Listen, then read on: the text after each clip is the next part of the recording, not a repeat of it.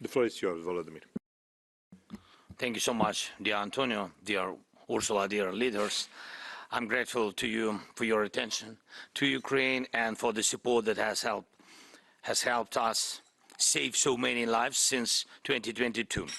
We have all come a long way, and yes, there were really many challenges and moments of doubt, but the fact remains Europe achieved a lot, and Putin didn't break Ukraine, and he didn't make Europe look like a loser. And in fact, on every major issue where Europe stood up to protect itself, its way of life, and Ukraine, Europe turned out to be right, and it delivered real results. Russia has lost in literally everything it tried to use to threaten or break us, break Europe, and Europe has demilitarized Russia's gas weapon. The continent no longer lets Moscow manipulate it with energy. And this is a historic achievement to my mind, something that just a few years ago seemed almost impossible. Russia hoped that Europe's defense support for Ukraine and the growth of Europe's defense industry would collapse, but that didn't happen either. Russia cheered and hoped for Europe's political downfall when the American administration changed, but again, Russia failed.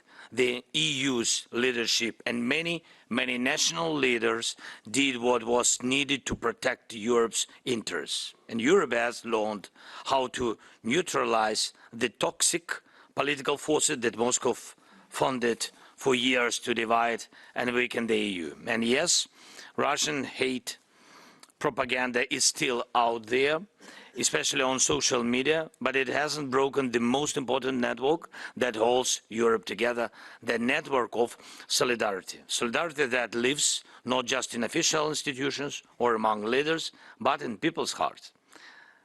The vast majority of Europeans still see Russia as the only one to blame for this war. And sure, some people in Europe still enjoy flying to Moscow, but let's be honest, most Europeans understand this selling out moral values and European interests in Moscow will never become the European mainstream. It will always be the business of outsiders, not of real leaders.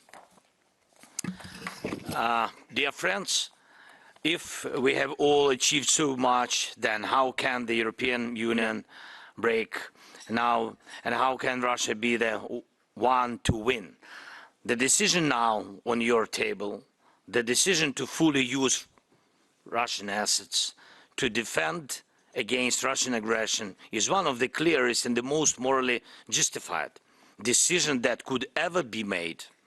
This decision reflects everything we have been saying, thinking, and most importantly, feeling about this war for years. Not just us, but hundreds of millions of Europeans, and no one will ever be able to explain to them or to the people living in Ukrainian towns and our Ukrainian villages destroyed by Russian bombs and assaults why it would somehow be wrong to use Russian money to rebuild those homes.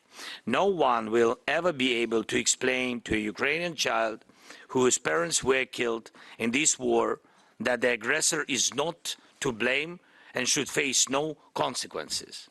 Not even Victor's best speeches and videos could convince that child that Putin is innocent. No one will ever be able to explain to European voters why Europe should give 200 billion euros back to Putin after everything he's destroyed and after all the hard choices Europe had to make because of this war.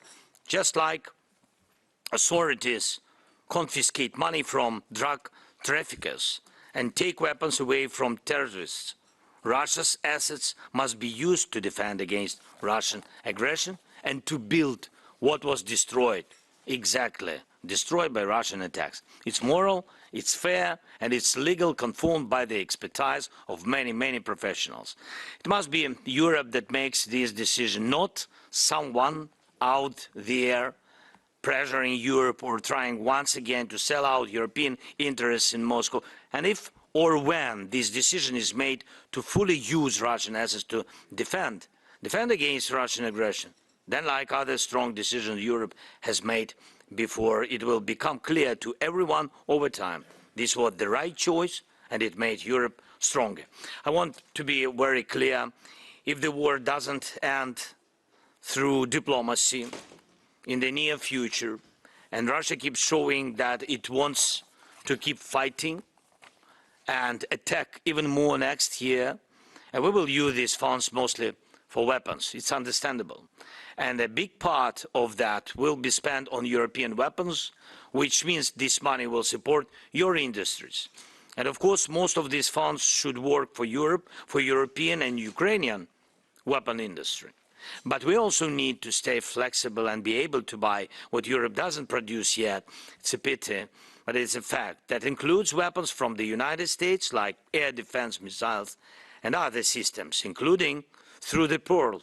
And this is also a sign that America remains part of the process. I know, I really know, dear leaders, that not everyone likes Pearl program, but how else are we supposed to get through this winter? We need missiles for Patriot systems.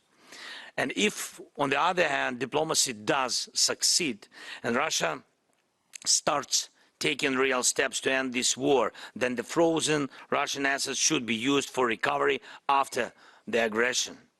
And again, it's fair that Russia pays the price for what it has destroyed. That too means money for European companies, the ones that will help rebuild. So if these funds can serve European security by holding the aggressor accountable for its war against Ukraine and against Europe, then why would we leave Moscow with any hope or confidence that the money will still come back no matter what it has done? And we must look at Putin and his decisions with complete clarity. He can keep this war going only as long as he has huge amounts of money to send more people to the front and to buy equipment abroad. We know Putin can't keep attacking and keep social stability in Russia at the same time, and he doesn't have enough money for both, and we already see signs of this. Russia has started cutting war expenses, and they even reduced the payments for those they sent to die. That clearly proves one thing: Moscow should not be getting any good signals about this money. Anything else would be a mistaken policy, and let's not give Putin hope that he can fight for another year or two, and then Europe will reward him for it by giving back 200 billion euros. And if someone wants to invest in more Russian aggression, they should say it openly, not hide behind excesses. And I know that Russia is intimidating different countries over this decision, but we should not be afraid of these threats. We should be afraid of Europe being weak.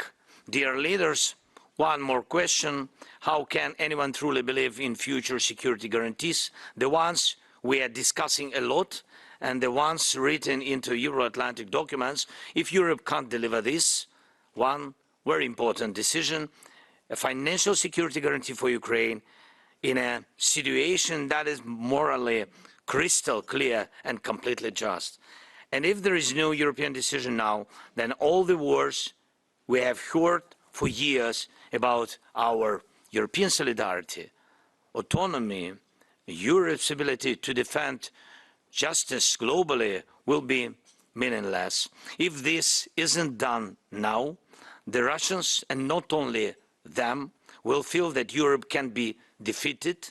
Defeat, that's definitely not what Europeans need. Your people need Europe to protect its own resources and stay at the center of global processes. Your people need Europe not to back down in front of aggressors. And Europe is and will always be the most important and the most powerful democratic space in the world, and one of the strongest forces in the world standing for peace. No reward for the aggressor.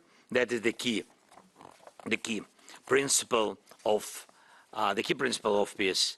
And that is exactly what needs to be proven now. The European Commission's proposal for reparation loans offers a smart, a fair approach, and it should become a strong contribution from the EU to strengthening Ukraine's position at the negotiation table. If we know, and if Putin knows, that we can stay resilient for at least a few more years, then his reason to drag out this war becomes much weaker. And this is exactly how pressure on the aggressor should work, pressure that brings peace. The aggressor must pay for what was done. Thank you for your support.